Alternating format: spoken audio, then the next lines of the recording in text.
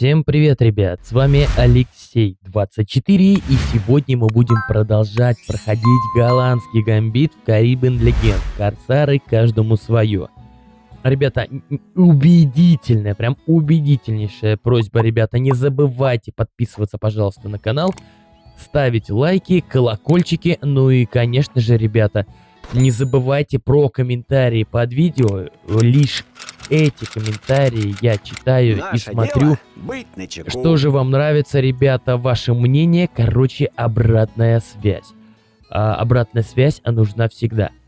Если, ребята, хотите посмотреть голландский гамбит, либо прохождение корсаров от и до, но не знаете, как сделать, серии разбросаны по интернету, и собрать их очень сложно, ребята, а все очень просто. У меня все видео собраны в плейлист. Плейлист находится в описании под видео. Там же и тайминги, ребята, с прохождением именно данной серии. Хорошая штука, тайминги. Мне она очень понравилась. Итак, ребята, теперь немного о деле. Мы сейчас находимся на острове Кюрасао, поселение Вильямсдат. Если вы помните, в предыдущей серии у нас был, конечно, генераторный квест хозяйки борделя, но это не сюжет, ребята. Я на него сейчас от него отталкиваться не буду. По сюжету мы играли на Антигуа, мы были у Ричарда Флитфуда, и он нам дал задание, в общем, рассказал нам про Эбигейль, ребята, и говорит, езжай на Вильямсдат, остров Кюрасао, и забери ее оттуда. Ну, как-то так. Теперь, ребят, давайте заглянем в судовой журнал. В разговоре Ричард упомянул остров и назвал некую долготу. Теперь мне известно, что именно хотел найти Роденбург, но пока неизвестно, зачем ему нужен этот островок. Зато я один знаю его точно координаты. Как-нибудь наведусь туда. А сейчас мне нужно отправиться на Кюрасао, привезти Ричарду его невесту Эбигейль Шнеур. Ну, все понятно, ребята. Это я немножко освежил память для тех, кто смотрит плейлист. А для тех, кто не смотрел, по крайней мере, это информация в качестве ликбеза. Ребята, я смотрел, читал форумы. Тут, короче, такой прикол. Раньше дом Шнеуров находился рядом с резиденцией губернатора. Блин, тут настроили всяких дворцов. Раз дворец. Два дворец. От какого дворца искать дом Шнеуров? Непонятно. Но, ребята, это Гвик. Еще раз хочу сказать, с часами, с таким вот непонятным флагом, это Гвик. Поэтому не нужно даваться в панику. Это магазин, понятно. Вообще, в принципе, резиденция губернатора, вот она. Давайте сейчас проверим. Точно. Да, резиденция. В любом прохождении, если вы будете читать, будет написано то, что от резиденции губернатора налево-направо, там, короче, идешь туда-сюда, ты туда ходы, а сюда не ходы, снег башка попадет, совсем это мертвый будешь. Это шутка, конечно, но все равно. Здесь мододелы переделали Вильямсдат так, что, блин, теперь дом Шнеуров придется поискать и запариться над этим. Я предлагаю вместе в режиме онлайн попробовать... Закрыто. Ну вот. Поискать дом Шнеуров. Закрыто. Ну, в принципе, тут очень много домов закрыто почему-то. Хотя обещали... Так, офицеры, не бегать за мной. Это и есть голландская Вест-Индийская торговая компания. Мне нужен дом Шнеуров. Это тюрьма. Нет, тюрьма мне не нужна. Эбигейль, ты не здесь живешь случайно, а? Я серьезно, я не знаю, куда идти, ребята. Локация перелопачена. Нахрена они вообще это сделали? Не, в принципе, понятно нахрена. Чтобы было интересно. Штаб-квартира Гвик. И закрыто. Блин, офицеры непослушные. Постоянно за мной бегают, задолбали. Это что за домик? Какая-то архитектура не очень... А вот, ребята, и дом Эбигейль Шнеур. Я его случайно нашел. Так, ребята, внимание. Я понимаю, что пишусь в один дубль, но давайте запомним так. В общем, вы на площади. Еще раз. Это штаб-квартира Гвик. Внимание. от штаб-квартиры Гвик просто смотрим на вот этот несуразный домик. Он знаете, на что похож? Блин, я даже не знаю, как назвать. Я боюсь это обозвать, потому что люди обидятся. Такие дома есть в реале. То есть это современный какой-то дом. Архитектура, ну, никак не вписывается вот в архитектуру тех домов, допустим. То есть этот дом, его сразу видно. Он сразу, получается, от Гвика идет налево. Мы идем к двери, и вот здесь в верхнем углу написано «Дом Эбигейль Шнeur». Мы, естественно, в него заходим. И сейчас начнутся долгие диалоги. Ну так, здравствуйте. Или я что-то плохо не понял? Соломон Шнeur. Добрый день, молодой человек. Я вижу, вы пришли неспроста. Вам что-то надо? Что я буду с этого иметь? Кроме геморроя, конечно. Ребят, извините, Гембеля, конечно. Хотя, в принципе, моя фраза лучше подходит. Добрый день, мне нужно поговорить с Эбигейль.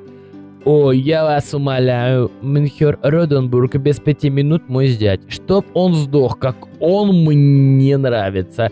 Стоит мне закричать караул, и сюда сбегутся все солдаты гарнизона.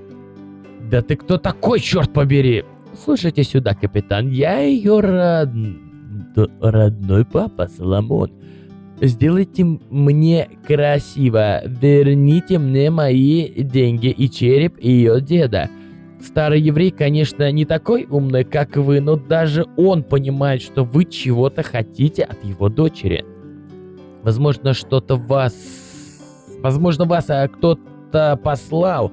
Если это тот капитан, за которого я думаю, то я скажу Аби все в лучшем виде. И пусть вас больше не волнует этих глупостей. А сейчас ее нет дома. Моя девочка в это время молится Богу за грехи грешников, подобных вам. Ох, господи, и как только таких земля носит. О, прощай, старый скряга. Ну, естественно, журнальчик, ребята, листаем. В нужном доме Эбигейль не оказалось, зато там оказался сумасшедший старик, ее отец. Впрочем, из разговора с этим полоумным нужную информацию я получил. Эбигейль находится в церкви.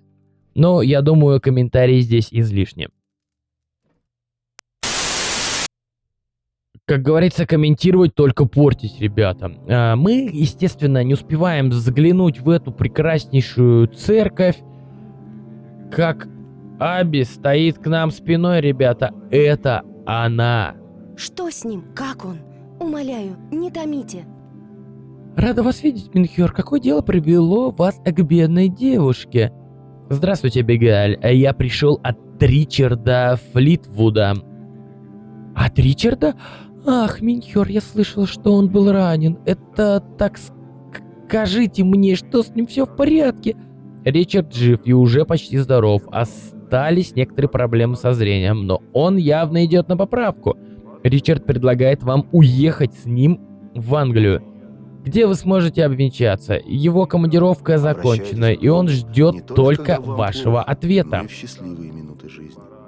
Ах, милый вестник, передайте Ричарду, что ради нашего счастья была бы готова бежать с ним на край света, но боюсь, что мой побег убьет моего бедного отца. Я в отчаянии, я не знаю, что мне делать. Если бы Ричард смог найти тот злочастный остров и сундук с нашим семейным золотом, возможно, это хоть как-то бы утешило папу. Хорошо. В мою задачу входило доставить вас на Антигуа, значит, я найду этот остров. И этот сундук со всем его содержимым и привезу вам. А затем вы отправитесь со мной в Сент-Джонс к Ричарду. Ах, вы так великодушны. Спасибо вам огромное, капитан. Я буду молиться за вас. Ступайте, и да поможет вам Господь. Я не заставлю вас долго ждать, госпожа. До скорой встречи. Блин, Шарль вечно в какую-то хрень вляпывается. Эбигейль просит меня найти деньги ее отца. Судя по всему, Соломон спрятал свои сокровища на том самом острове, координат которого я узнал из журнала Ван Берга. Из слов Флитвуда. Они оба были там.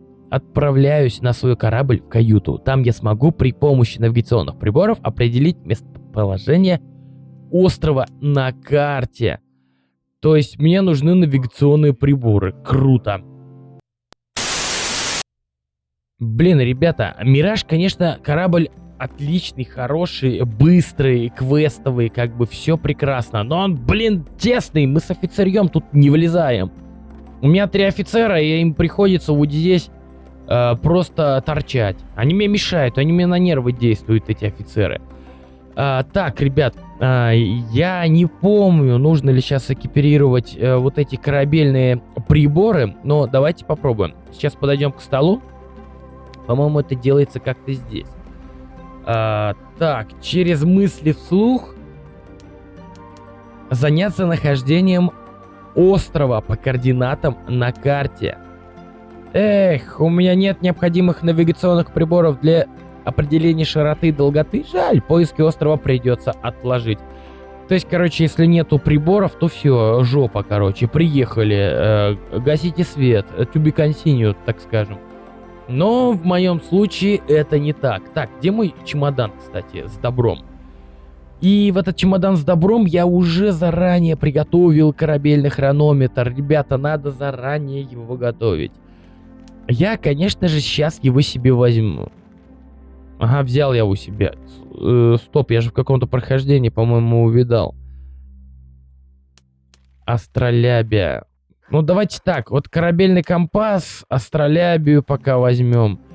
Песочные часы у меня одни. Но нам везет, мы в Вильямсдаде. Если что-то нет, можно докупить. Так. А что еще можно? Но тут, походу, ничего нету больше. А бусоля? А бусоль, по-моему, я экипировал. Я не помню, ребята, уже. Я давно занимался вот этой штукой, конечно. Бусоли у меня нету. Понятно. Это понятно. То есть, если ничего нету, сейчас пойдем искать, конечно, в Галатскую Вест-Индийскую торговую компанию. Нам надо собрать рабочий хронометр, ребята.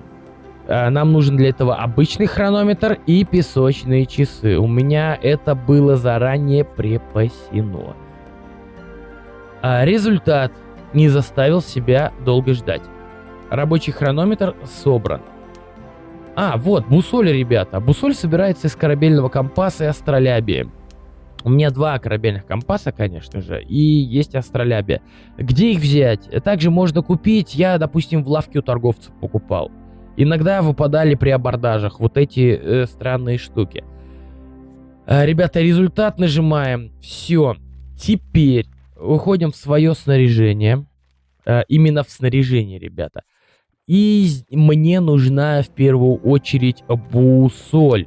Что такое бусоль? Корабельный прибор, совмещающий астролябию и корабельный компас. Позволяет, помимо прочего, постоянно определять географическую широту. То есть, один раз собираем бусоль, ребята, собираем его. То есть, собираем эту бусоль, и широта нам теперь доступна постоянно. Но, ребята, чтобы определять, по-моему, долготу, если я не ошибаюсь, надо постоянно монтировать рабочий хронометр. Это надо обычный хронометр брать и песочные часы. Хронометр продается, по-моему, в Гвике. Если уж совсем найти не можете. Тарифицированный по времени фора корабельных хронометр позволяет в течение 30 дней с минимальной погрешностью определять географическую долготу местоположения корабля. То есть широта, вот она, долгота — это хронометр, короче, ребят. Ну, естественно, хронометр надо экипировать. Как только мы его берем, отсчет идет на 30 дней. Все, отлично. Так, теперь вызываем мысль. После всех этих действий делаем мысли вслух и заняться нахождением острова на карте.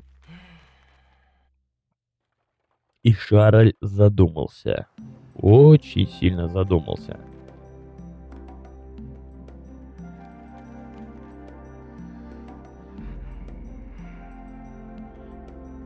Итак, вот мы и нашли это место на карте. Отмечу его. Можно отправляться на поиски.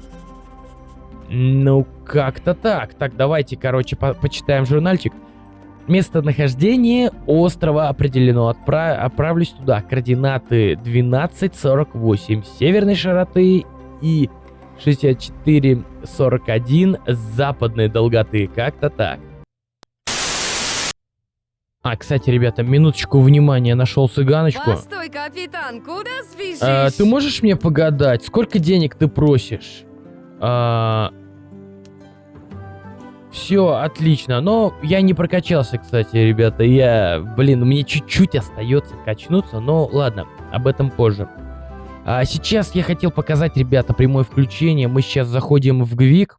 Это я показываю для того, чтобы... Куда идете? Где брать Проходите, корабельные не приборы. задерживайтесь. Я зашел по торговым делам, лицензии, корабельные приборы и прочее. Вам к Минхеру стол находится налево от вас. Ну, налево так налево, Вы что-то ладно. хотели? Я слышал, что у вас можно приобрести корабельные приборы и прочие полезные вещи. Это так? Слухи вас не обманули. Здесь вы можете приобрести навигационные приборы, такие как корабельный компас, астролябия, хронометр и песочные часы. Для настройки хронометра по времени острова Фора. Однако в наличии они бывают не всегда, за исключением разве что песочных часов. А разбирают, понимаете ли. Так что если не удалось купить, что хотели, зайдите через недельку. Также периодически у нас в продаже появляется карта архипелага, подзорные трубы. Желаете посмотреть ассортимент? Да, давайте. Карта Блювельда. 17 тысяч. Охренеть. Охренеть. А я бедный, ребят, мне всего 1 миллион. Но песочные часики, ребята, почему бы не купить? Они всегда нужны. Давайте карту купим. Соберем карты. Так. Не сюда. Я не помню, карты как можно экипировать. Снаряжение, амулеты, прочее.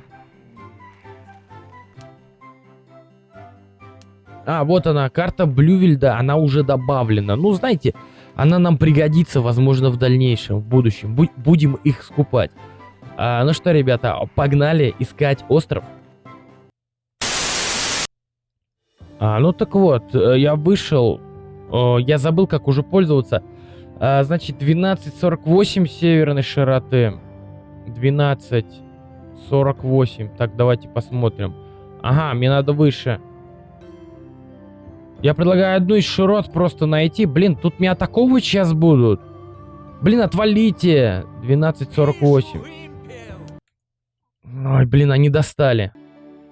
Так, меня так и будут проблемы, походу, ожидать. Наконец-то сбежал из боя. Ребята, я уменьшаю время. Уменьшаю. Так, мне надо 1248. 46. 47. 46. 47. Ага. И 64, 41. 64, 41 это где у нас? 60. Ага, назад надо, я понял. Блин, шторм. Да ё-моё. Я кое-как из шторма выплыл, короче. Я задолбался уже. Так, 13. Там 14 я сказал, да? Ой, 12:48 надо. Так, еще раз. 12:48. Где-то вот так вот. И 64. Сейчас мы примерно до туда доплывем. Опа, опа, опа, опа. Низко, слишком низко. 12:48.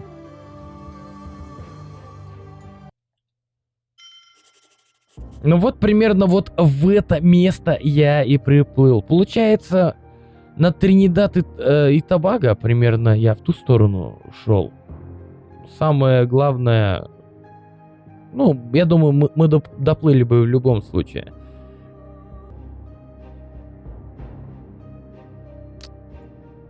Вот и искомый остров. Нужно высадиться на берег и разыскать грот.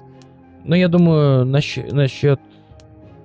Давайте в залив Буконьеров. Попробуем здесь. Мне кажется, с любой стороны можно высаживаться и ничего не будет. Так, ну что, я здесь. Легкое, тяжелое, среднее оружие у меня экипировано. Я готов к бою. Естественно, в Корсарах ничего просто так не проходит. Ничего супер легкого не бывает. Нам вообще как бы по прохождению, как бы по смыслу нужен грот, ребята. Пошли грот искать. Ага. Это мыс какой-то непонятный. Так, нам... Это второй берег, получается. Так, ладно, давайте постепенно по часовой стрелке пойдем. Куда-то в джунгли ухожу. Вход в пещеру. По-моему, я зашел куда мне надо. Давайте посмотрим, что здесь. Вот и грот. Следует искать схрон Соломона именно здесь. А я бы советовал, ребята, здесь сохраниться в первую очередь. Кстати, прикол. Ни судовой журнал, ни навыки вот здесь не открываются. Абсолютно. Они заблокированы. То есть F2, F3 не работает. Имейте это в виду. Опачки! Что-то бахнуло. Лечилка. Мне нужна твоя кровь. О, блин, а чё я расслабился-то? Ребят, а время не убавляется, прикиньте, я отвечаю. Кто сказал, что Карибан Легенд упростила квесты, чтобы не было пука на сжигателях квестов? Инвентарь сейчас не открывается. Время не умедляется. Ну, я умедляю время, это чтобы проще уловить его удары. То есть ты ничего сделать не можешь. Естественно, ребята, мы загружаемся. Мы загружаемся. То есть, смотрите, ребят. Ага. То есть, видите, плюс-минус не работает. Так, отлично. Инвентарь не открывается. То есть, ничего сделать нельзя. Я единственное, что могу экипировать... Я не могу оружие даже поменять, ребята. Я могу только сказать то, что вступайте в мою группу ВКонтакте, и все. Нет, ребята, это жесть. Так, ну что, я предлагаю вот так вот отступать. Ага. Лечилка не работает, ребята. Так, все, внимание. Главное его... Мне нужна твоя кровь. Зашибись. Вот, ребята, концовка Карибан Легенд. Как я понял, начинается, походу, трэш в игре. Только сейчас.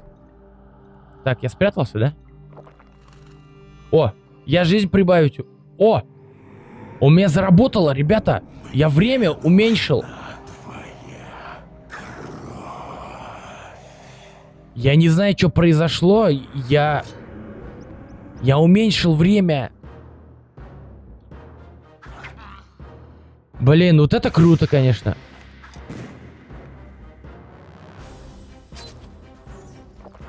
Угу. То, что у нее есть пистолетик, мне это не нравится. Ребят, надо, чтобы он устал.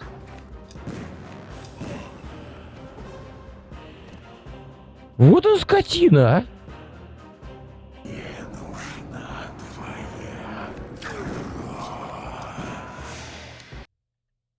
Блин.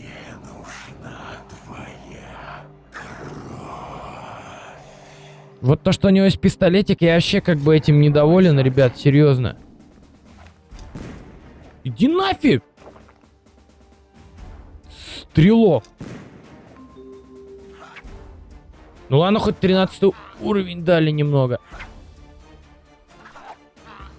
Короче, ребят, по поводу его измотать. Это плохая идея. Надо его атаковывать, как возьму. Ага. А мы в друг друга стреляем, нам пофиг. Блин. Туман войны. Туман войны. Сейчас среднее оружие качнем. Ну, отлично.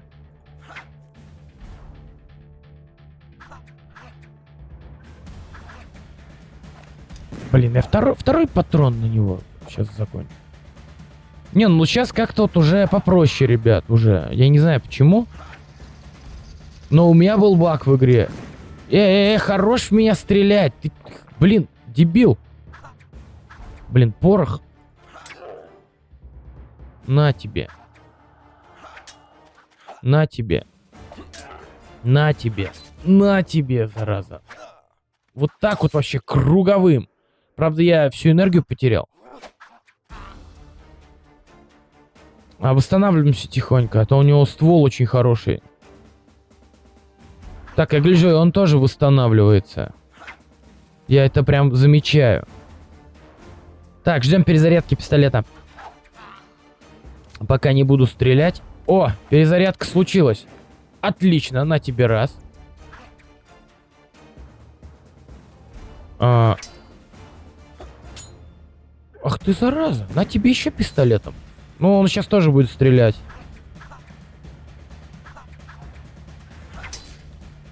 Блин, что за индеец на меня напал, интересно. Отлично. Так, неплохо. Я еще решил подлечиться. Хорош стрелять! Кстати, у него тоже 2 патрона, как у меня. Такой же ствол, походу. Поэтому получай пульку! Опа! Вот так вот, 18. Вот так вот, 16. Неплохо. Я не успел увернуться, конечно. Ну, давай, давай. Стоит, ждет чего-то. У моря погоды. 13. Блин, энергии нет. Так, отлично. 9. Ну, блин, фигово. Хорош стрелять.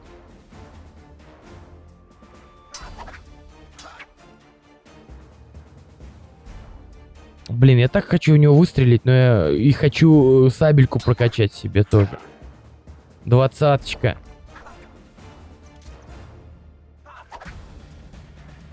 Блин, у меня не хватает энергии. Ага, 21, нормально. Он все.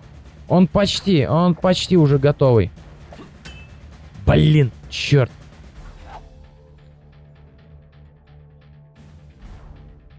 Ну давай, лечись. В смысле, ты еще не сдох, что ли? Он меня достал.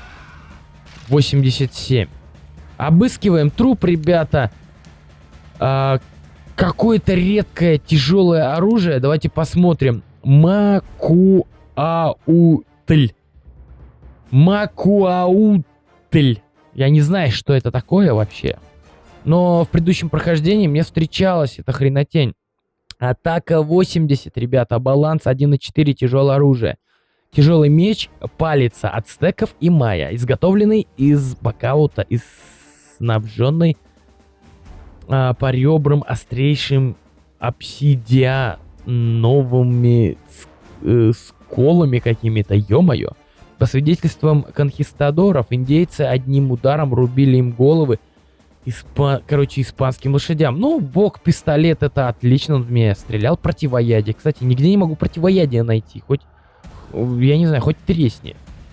Забираем все, ребята, мне это пригодится. Ну что, прощай, чучело. Так, ну что. А можно этот сундучок посмотреть? Открыть. Человеческая голова. Ребят, я серьезно, это человеческая голова. Отгадайте, на кого похоже? Это на Эркюля это похоже. Отрезанная человеческая голова. Жуткий предмет. Я как понял, ее надо забрать. Вы получили предмет. Так, а здесь ничего больше нету. Давайте посмотрим. А то я потом не хочу возвращаться сюда. Блин, вот бы сигануть отсюда. Так, ничего интересного, только дохлый какой-то дух. Господи, при первом же удобном случае отправляюсь в церковь и поставлю свечу из чистого воска за свое спасение. Более кошмарного дня у меня не было за всю мою жизнь. Едва я подошел к сундуку, как прогремел взрыв. Я чудом остался жив. Да-да, у меня еще и игра багнулась, и не мог время уменьшить. Пока я приходил в себя, прямо из земли вылез жуткий монстр и напал на меня. Я еле-еле смог с ним управиться, а теперь я верю в колдовство и сторонние силы. Очередной сюрприз ожидал в сундуке. Денег там не оказалось. Зато в нем лежала отрезанная голова плешивого Гастона.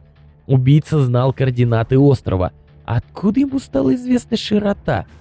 Я догадываюсь, Ван Берг не скрывал ее от Лукаса. Но долгота ее же знал только Флитвуд. Да что же здесь произошло вообще? Нужно рассказать все Ричарду. Пусть он решает, что делать.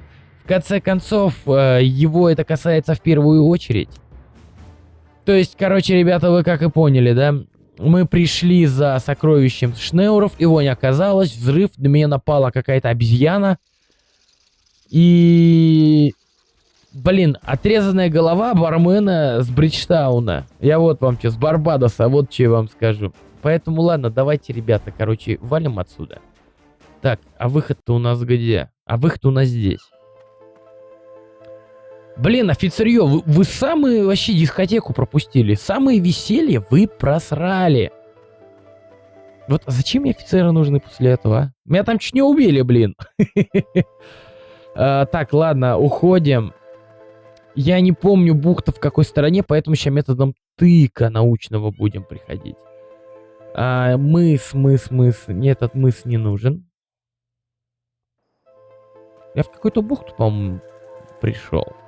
Давайте вот здесь посмотрим.